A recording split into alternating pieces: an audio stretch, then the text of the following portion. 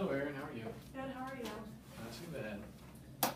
Okay, so while I had you in here today, I wanted to talk about something that I noticed last week. Is that you conveyed a little concern about your smoking last week, right? Yes. Okay, so I just wanted to. I just wanted to real quickly talk about that, if that's okay with you, right? Yeah, that's fine. Okay.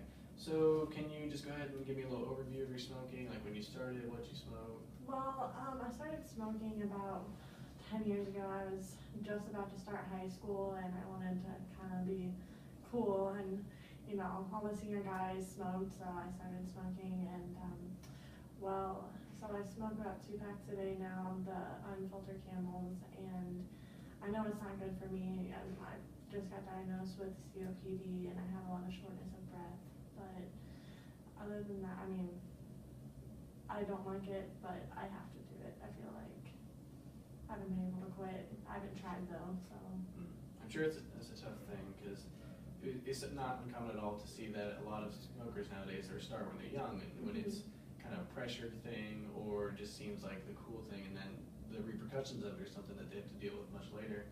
And then, like you said, now health issues are coming up, and that can be a very scary thing. I understand. You said you haven't thought of quitting it, or it's just that you're not sure if you can? I really haven't. I know that my brother wants me to. My dad died when he was about in his 60s from lung cancer. So From smoking? Yeah, from smoking. So my brother really wanted me to quit, and he doesn't like me to be around my niece when I'm smoking, and which I smoke all the time, so I smoke 2 packs a day, and I love my niece, and I love to be around her, but it's hard to keep up with her since I can't breathe, and I have to be smoking all the time. So you're saying that you're limited to, your time is limited with your niece because of your brother's disapproval of your smoking? Yes, which I understand, but I would like to spend more time with my niece, which I think maybe slowing down my smoking might help that. And you are close to your brother though, despite that? Yes. How about a relationship with your mother, and what does she think? My mother disapproves of my smoking as well, but she doesn't really know how much I smoke. She doesn't live around here, but my brother lives in Columbia as well. So, if it'd be okay, could we maybe talk some strategies or some pros and cons of quitting, or that's fine. some steps to take? Yeah. So you said that your brother, you're close to him, and he doesn't approve of your smoking. Yeah. Would he be a good support system to quit? I think he would be a good support system. Yeah. I know that I have some friends that I smoke with all the time, like work buddies, but they would not be very supportive of it. They actually, if I have to go back into work because I have something to do and the boss is yelling at me, they get kind of mad at me if I have to leave our smoke break early. But my brother and then his wife would be really helpful, I think. That's good. And then there's other outlets that I can provide you with later if you wanted the more support system. But it sounds like your brother and his wife would be a good one, and then also there'd be more time when you can spend with your niece as well.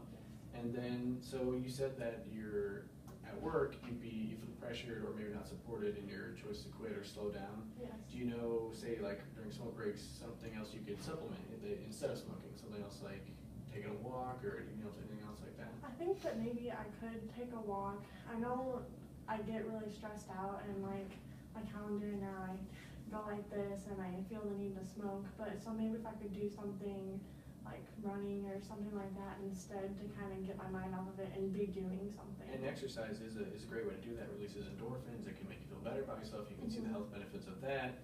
And now you said you have shortness of breath, correct? Yes. So that would probably need to be a gradual thing, but gradual is good. Which I used to run track in high school and play basketball, and so my niece loves it when I play basketball with her, but now I can't really so much.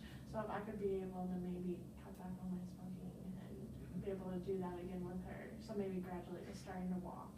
And it's very important to remember that quitting something that is addictive is rarely a cold turkey thing. It's a gradual process, and so we can just take steps to slowly achieve these goals.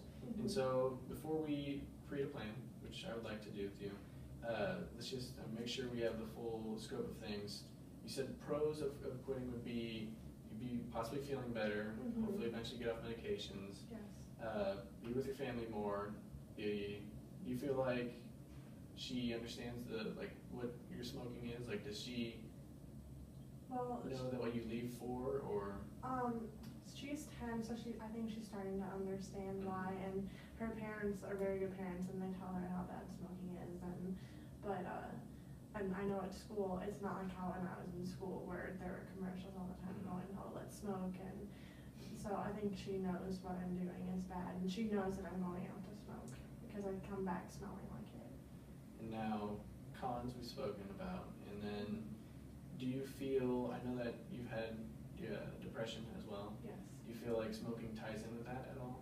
I feel like when I start to feel kind of sad, then I might smoke a little bit more, but, So it can be, it's kind of a crutch at the moment, maybe. yes. Are you concerned that quitting would make any other problems arise? Or do you feel like maybe your depression would be more prevalent if you tried to quit, or? I feel that maybe if I maybe start to put something else in my life other than smoking, maybe that might help. If we keep your brother involved and you Yes. find healthy activities like exercise, Mm-hmm.